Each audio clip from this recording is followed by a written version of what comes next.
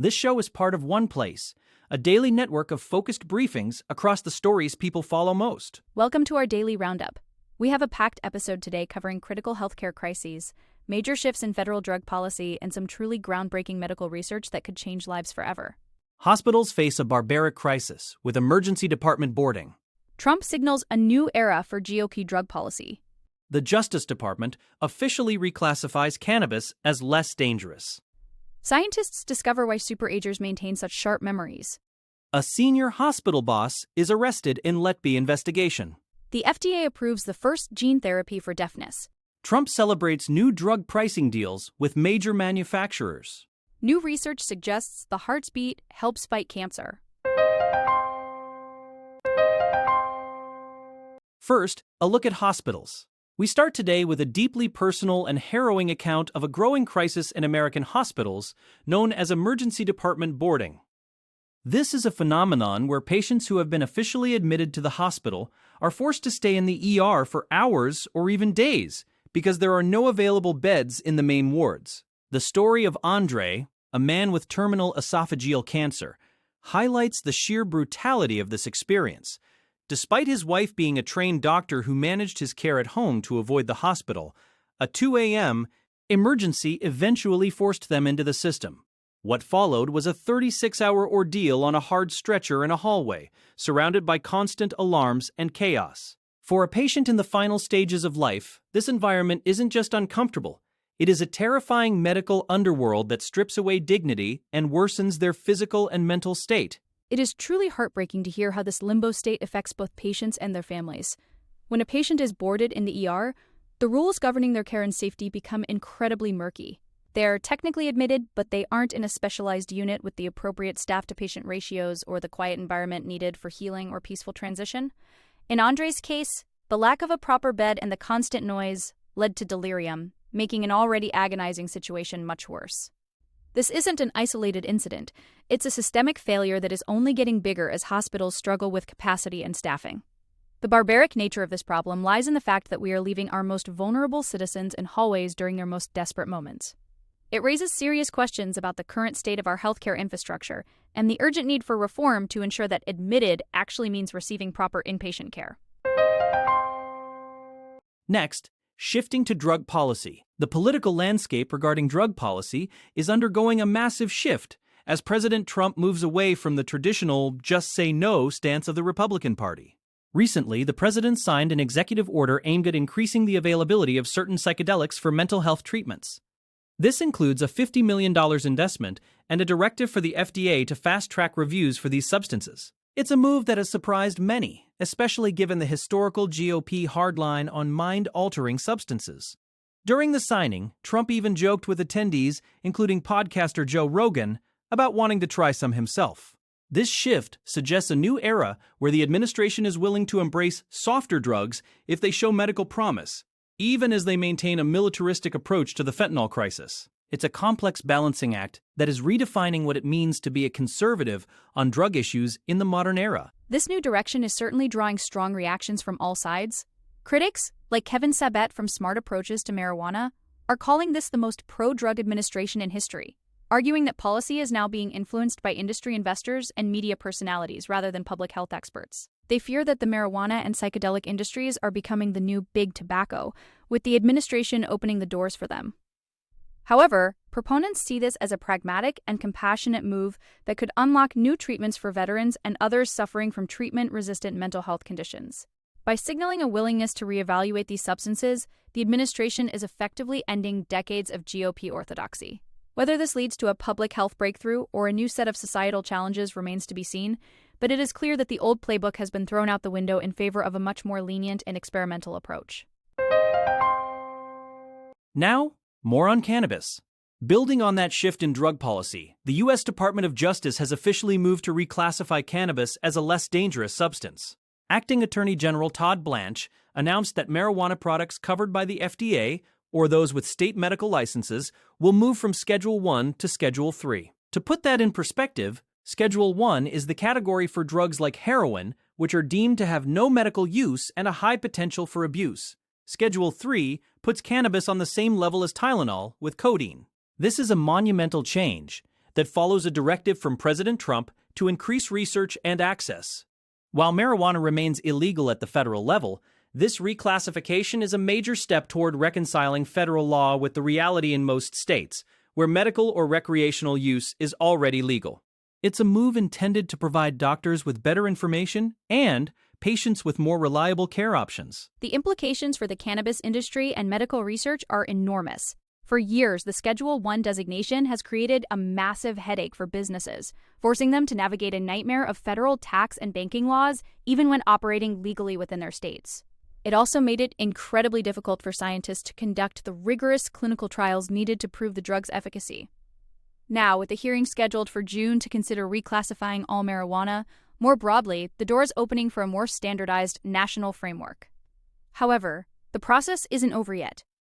Once the rule is published, there is a 30-day window for legal challenges, which are almost certain to happen. These challenges could potentially block the implementation for months or even years. Despite the hurdles, this action by the DOJ represents the most significant shift in federal marijuana policy since the Controlled Substances Act was first enacted in 1970, signaling a permanent change in the national conversation. Next, on to aging research.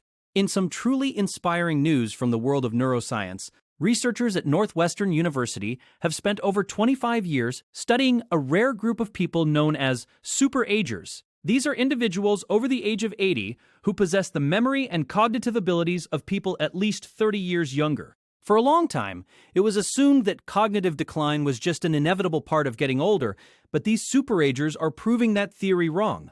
What makes them so special? Researchers have found that while they tend to be highly social and outgoing, the real secret lies in their biology. Their brains seem to have a unique neurobiological profile that either resists or withstands the kind of damage typically associated with Alzheimer's disease. This discovery is being described as earth-shattering because it suggests that exceptional memory in old age isn't just a fluke of luck, but a specific biological state that might be replicable in others. The goal now is to take these insights and turn them into actual interventions for the rest of the population. By identifying the specific biological and behavioral patterns that define a superager, scientists hope to develop new strategies to delay or even prevent dementia and Alzheimer's. It's not just about living longer, it's about maintaining a high quality of life and mental sharpness into those later decades.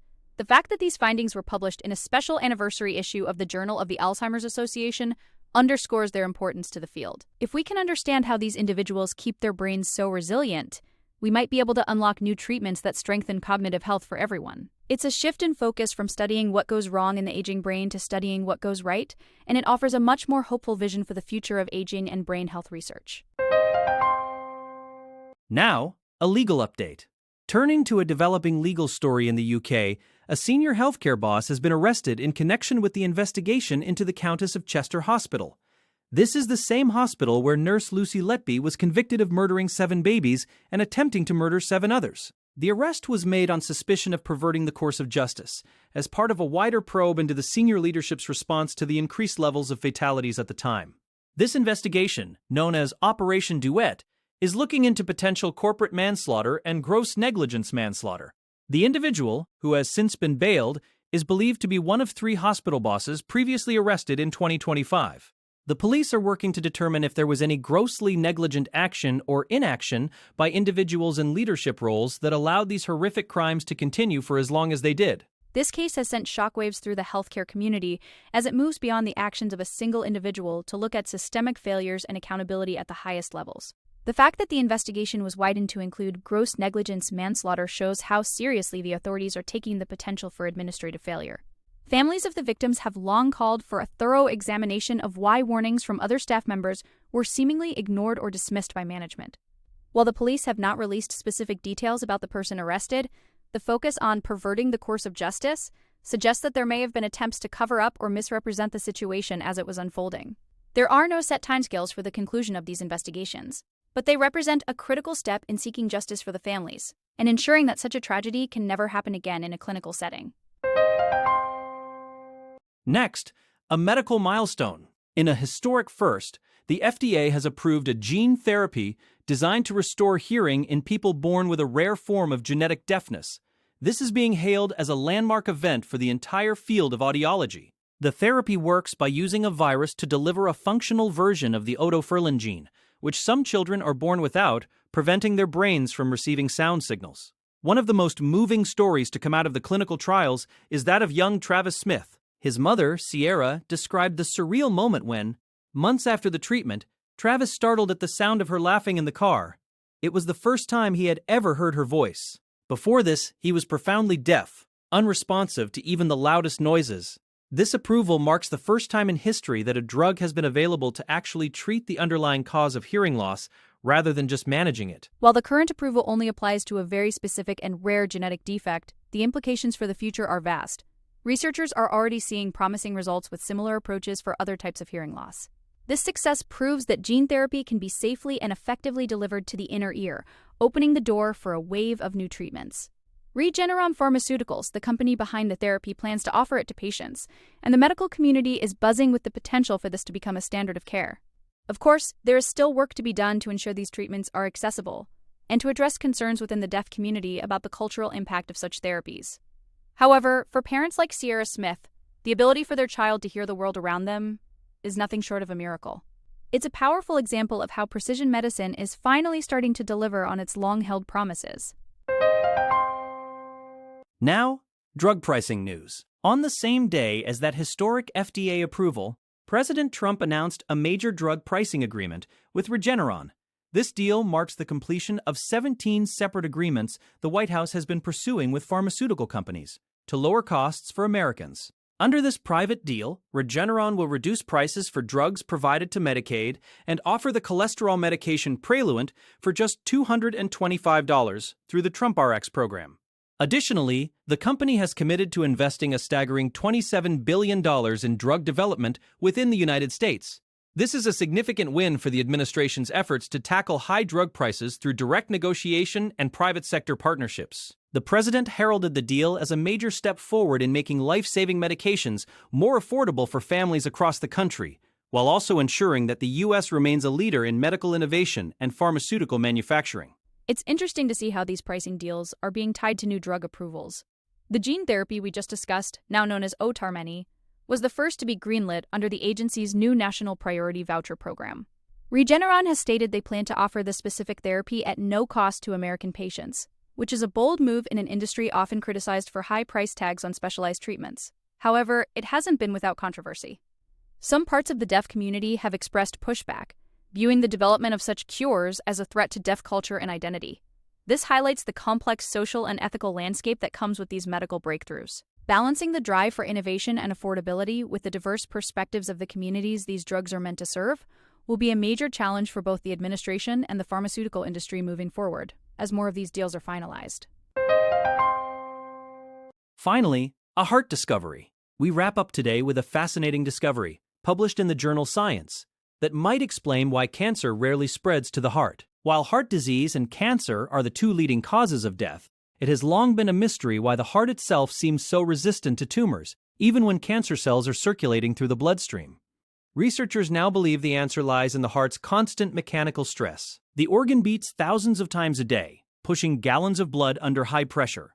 This intense physical environment appears to be hostile to cancer cells, preventing them from taking root and growing. To test this, scientists in Italy performed a unique experiment with mice, transplanting a second heart that wasn't pumping blood. They found that cancer spread quickly in the non-pumping heart, but not in the active one. This suggests that the physical act of beating is a natural defense mechanism. This is a really compelling hypothesis-generating study that could lead to entirely new ways of thinking about cancer treatment. For a long time, scientists thought the heart's resistance was due to the fact that heart cells don't regenerate much, which would naturally limit the runaway cell growth that defines cancer. But this new focus on mechanical stress adds a whole new layer to our understanding. If we can figure out exactly how this pressure inhibits cancer, we might be able to mimic those conditions in other parts of the body, or develop therapies that use mechanical forces to disrupt tumor growth. While the research is still in its early stages and has only been conducted in mice, experts are enthusiastic about the foundation it creates for future studies. It's a reminder that sometimes the most basic functions of our bodies, like a heartbeat, hold the keys to solving some of our most complex medical challenges. That's our roundup for today. Thank you for joining us for these critical updates. Follow us for your daily briefing on the stories that matter most. We'll see you back here tomorrow.